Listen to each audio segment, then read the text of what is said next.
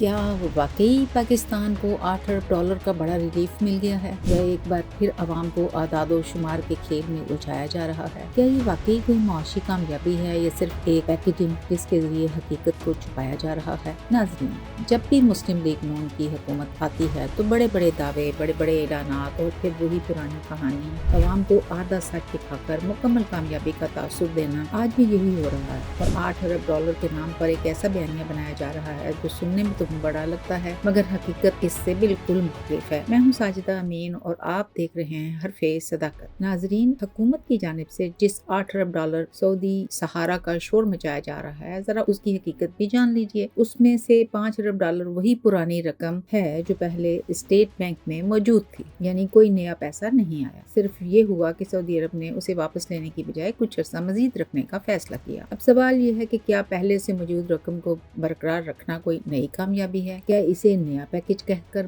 पेश करना दुरुस्त है? बाकी $3 अरब जो बताए जा रहे हैं वो भी कोई तोहफा या सरमायाकारी नहीं बल्कि एक कर्ज है, यानी इसे वापस भी करना होगा और उस पर शराइत भी होंगी। अब जरा तस्वीर का दूसरा रुख भी देखें। इसी महीने पाकिस्तान को मुत्तहिदा अरब अमारात को तकरीबन $3.5 अरब वापस करने हैं, यानी जो नया पैसा दिखाया जा रहा है वो दरअसल पुराने कर्जों की अदायगी में चला जाएगा। इस हिसाब से हकीकी तौर पर पाकिस्तान के पास जो नई लिक्विडिटी बचती है वो मुश्किल $2 अरब बनती है, और वो भी कर्ज की शक्ल में, ना कि सरमायाकारी या ग्रांट की सूरत में। तो फिर सवाल ये है कि आखिर ये $8 अरब का बयानिया किस लिए बनाया जा रहा है? नाजरीन, ये कोई नई हिकमत अमली नहीं, ये वही पुराना तरीका है जिसके तहत हुकूमतें रोल ओवर रकम को नई फंडिंग के साथ मिला देती हैं और डिपॉजिट्स को ऐसे पेश करती हैं जैसे कोई बड़ा मुआशी कामयाबी हासिल हो गई हो। दूसरी जानब इस पूरे मामले में सऊदी अरब को अपने स्ट्रेटेजिक मुफादात में शामिल होते हैं। बैनुल अक़वामी सतह पर ऐसे डिपॉजिट्स और माली ताउन सिर्फ मुआशी बुनियादों पर नहीं होते बल्कि उनके पीछे सियासी और इलाकाई असर रसूख को बरकरार रखने की हिकमत अमली भी कारफरमा होती है। यानी ये एक दो तरफा खेल होता है जहाँ पर मुल्क अपने मुफाद को देखता है। तो मेरे पाकिस्तानियों, आप 26 करोड़ हो, आपकी आवाज़ बिल्कुल मैटर करती है और आपको आवाज़ उठानी पड़ेगी अपने हक के लिए, अपने बच्चों के मुस्तकबिल के लिए। बिल्कुल उठाएं आवाज़। पाकिस्तान